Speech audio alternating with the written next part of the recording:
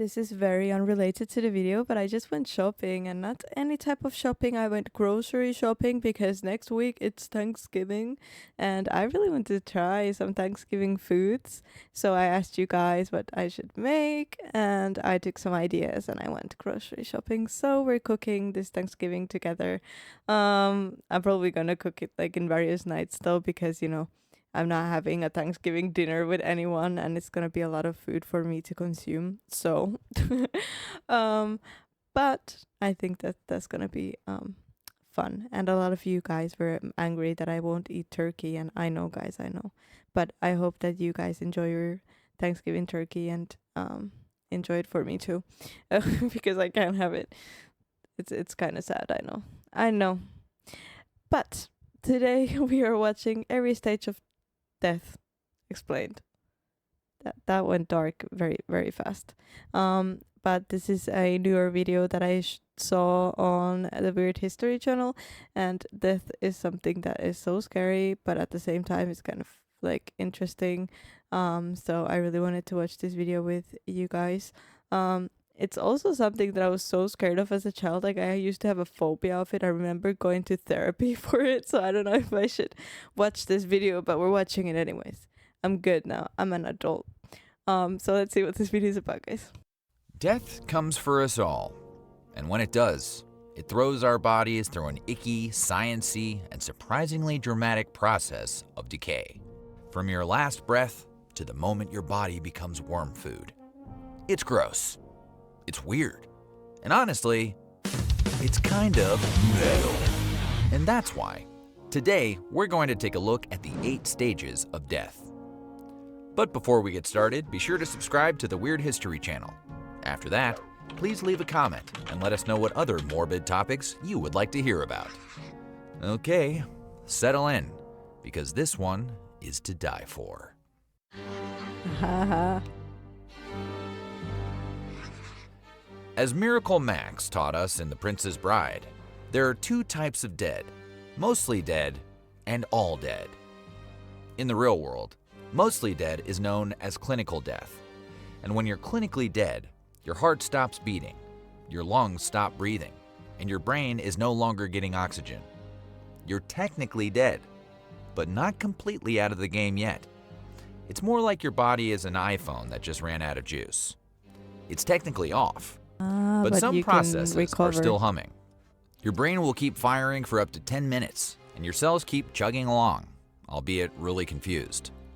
The stories you've heard about people having weird, metaphysical near-death experiences typically take place during this window.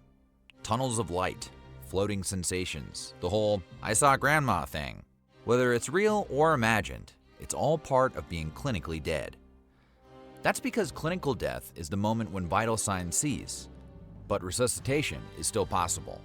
Think CPR, defibrillators, and that heroic doctor saves someone from flatlining moment on Grey's Anatomy.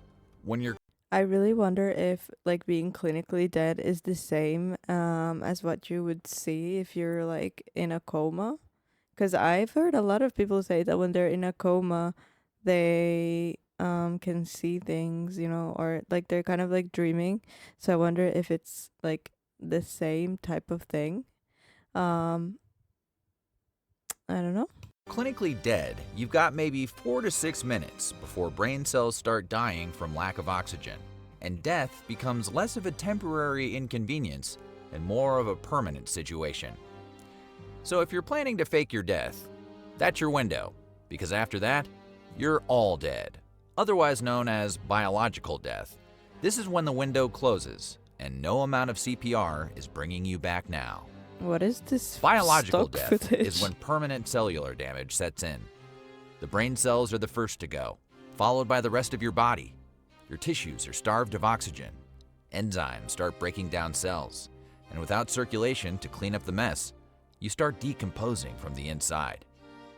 Think of it like your body is a party that just ended, and the guests are drunk, vomiting, and refusing to leave. And that's when the real fun starts. Pallor mortis is a fancy Latin term that for all intents and purposes means that you start looking pale as hell. Literally translated, it means paleness of death, and it sets in roughly 15 to 30 minutes after you reach your expiration date, so to speak. Basically, your blood pressure crashes and your blood stops circulating, with nothing pushing it around. I already feel uncomfortable, but I chose to watch this video. At least I'm watching it with you guys. It makes me feel a little bit calmer. I'm not alone. The blood drains from your face like someone told you the Starbucks line is out of cold foam. You go from a vibrant human to Casper the lifeless ghost. As such, Pallor mortis is the first visible clue for anyone wondering, hey, are they just napping or... ooh. Anyway, Pallor mortis isn't long-lasting, but it is very telling, and it makes your Tinder profile way less swipeable.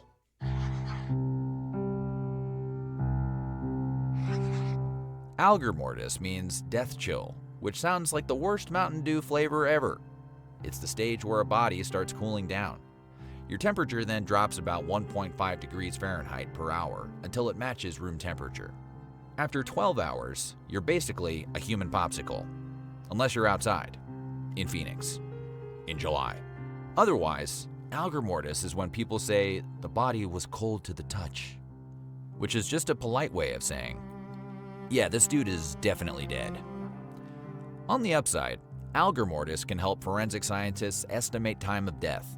It's not always reliable because factors like clothing, weather, and body size can Oh, that's interesting. So they can take the body temperature and see how, like, if it's been hours or... Okay. skew the chill curve. And yes, your fat will keep you warmer longer, making it the only time your love handles will be a scientific advantage.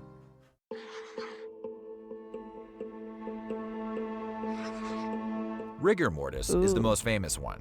It means the stiffening of death, and it's when your muscles contract and lock up, essentially making you a life-size action figure. Rigor mortis kicks in around 2 to 6 hours after death and peaks at around 12. All the muscles in your body become rigid due to chemical changes, mainly calcium flooding the muscle fibers without energy to relax them. So yes, the rumors are true. Dead bodies can sit up or even clench their fists post-mortem. It's not ghosts, it's biochemistry. Also, fun fact, the jaw is one of the first areas to stiffen, which is why morticians often tie it shut. Otherwise, open casket funerals get way more awkward. Anyway, after 24 to 48 hours, your muscles relax again, and you go all floppy. It's kind of like being drunk, except that you're dead.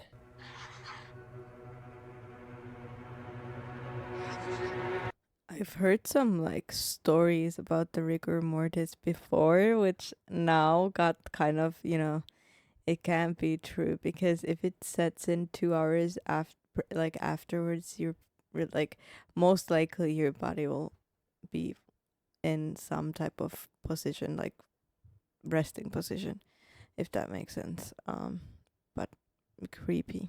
Livor mortis is also known as postmortem lividity, or why is Uncle Frank turning purple?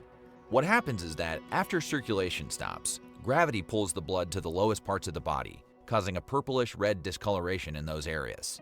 This can start within 20 minutes, but becomes obvious around 2 to 4 hours after death. You basically get death bruises, which sounds like a killer name for a metal band, but is actually a gross reality for the deceased. Livor mortis patches can help forensic investigators figure out if you died lying down, sitting, or hanging upside down like a bat, which frankly is a pretty goth way to go. If the lividity doesn't match the story, homicide I have never heard of this one. That's unfortunate. Yeah. I bet there's a lot of people here who have had to go through open casket funerals as well. I've never been to one. I've been to one funeral, my granddad's, and it was not like an open casket funeral, but I'm guessing obviously there they have like makeup on and everything, but I don't know where I was going with that one, but this is, wow. detectives start asking questions. It's the kind of thing CSI nerds live for.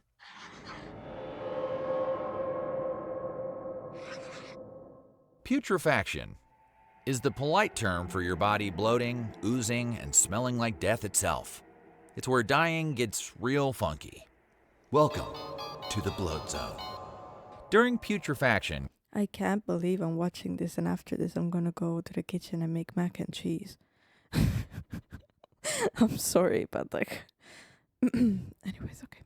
Your internal bacteria realize the landlord has left the building and throw a rave. Bacteria that used to help you digest Taco Bell now start eating you.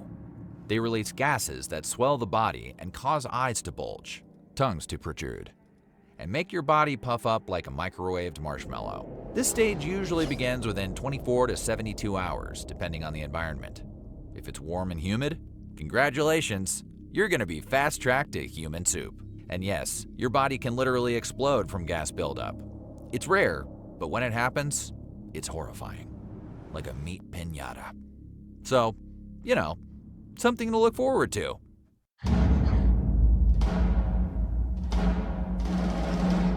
Decomposition is the grand finale of gross, where things really start to give off a low-budget horror movie meets nature documentary vibe. Your organs start liquefying like they just gave up. Your skin blisters like it's been personally insulted. And fluids began leaking out of every possible orifice, probably inventing a few new ones just for flair. Basically, you're melting faster than a popsicle on a California sidewalk during summer. And then come the guests. Fly.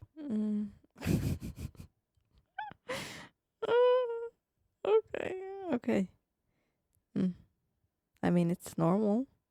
It's a normal process, but just the way he's explaining it, like a meat piñata, no. Beetles, microbes, and maybe even 4 kids from your hometown who have hiked miles on foot just to see a dead body. In other words, you are now the hottest post-mortem hangout in town. This stage has many names: true decomposition, biotic decomposition, or as your neighborhood raccoons call it, dinner. If Putrefaction was the trailer, decomposition is the whole movie. Bacteria go full demolition crew, body down into tiny bits of organic matter until you're nothing but bones, goo, and possibly a cautionary tale. And like with all horror films, the runtime varies. Factors like temperature, humidity, burial conditions, and even your diet can speed things up or slow them down. Interestingly, meat eaters decompose faster than vegetarians. Yep, turns out bacon doesn't just mess. See, that's why I'm skipping on the turkey this Thanksgiving. Pros and cons right there. With your arteries while you're alive. It also helps bacteria party harder after you die.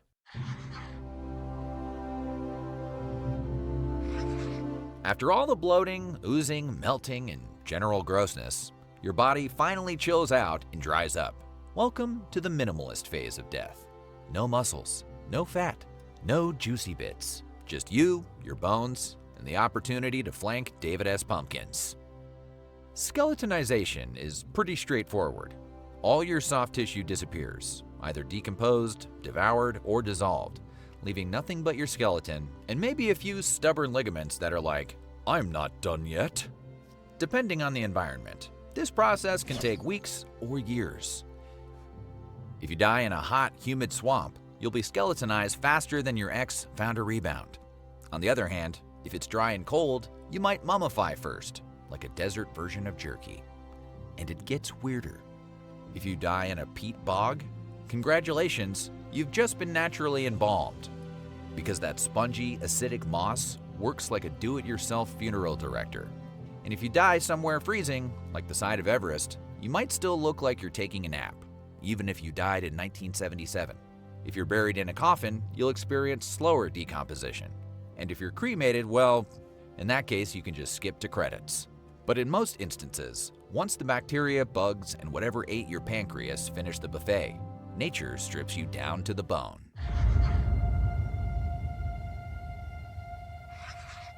Of course, even skeletons don't last forever. They're tough, no doubt. But eventually, nature goes full Marie Kondo and clears them out too. At least, it usually does. If the conditions are just right, like Goldilocks right, your bony bits might dodge the dust and become fossilized instead, which is honestly the best chance most of us have at achieving immortality. This is very interesting. Like, what makes them fossilize instead of decompose? And how long does it take? Because I bet it takes quite the time to decompose bones, like naturally. Here's how it works. Your skeleton, now just chilling underground like it's hiding from student loans, gets buried under layers of sediment. Over thousands of years, your bones start to break down. But before they peace out entirely, minerals sneak in and start replacing the organic material, turning your body into a rock-solid version of its former self. Kind of like nature's 3D printing. Alternatively, if your bones completely dissolve, minerals might just fill in the empty space left behind and harden into your bone-shaped ghost. That's called a cast fossil. Not to be confused with the fossils in the cast of the Fast and Furious movies, who also seem like they'll just go on forever. But yeah, if you play your cards right, you could be discovered by future archaeologists and featured in a museum next to a sign that says, "Unknown individual, definitely didn't floss." It's poetic, really. You spent your whole life trying to make an impression, and in the end, you literally did.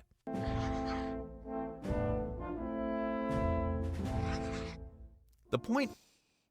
I have learned a lot, but I don't know how this information is going to be useful in my life. If it's not just like, a cool party trick to know facts about them. Of all of this is that death is a process, not an event. Your body goes on one last wild ride, cooling down, stiffening up, bloating out, breaking down, and finally becoming bones. It's gross, and it's weird, but it's also kind of beautiful. All that decay, it's what feeds the earth, creates soil, nourishes life. You don't just die. You become part of the eternal cycle of the world. Or you become a mummy and get to duke it out with Brendan Fraser. Good luck with that. So what do you think? And which of these facts did you find the most surprising? Let us know in the comments below. And while you're at it, check out some of these other videos from Weird History. That was a rough topic to watch, guys. I don't know how many of you are still here because I don't think this is a topic that everybody's gonna like.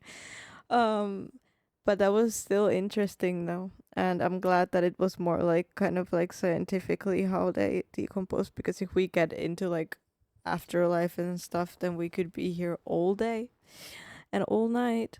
But let me know your thoughts in the comments below, guys, and thank you for joining me for this video. I hope you liked it, and please leave a like, subscribe, and I'll see you guys in the next one with something happier and jollier.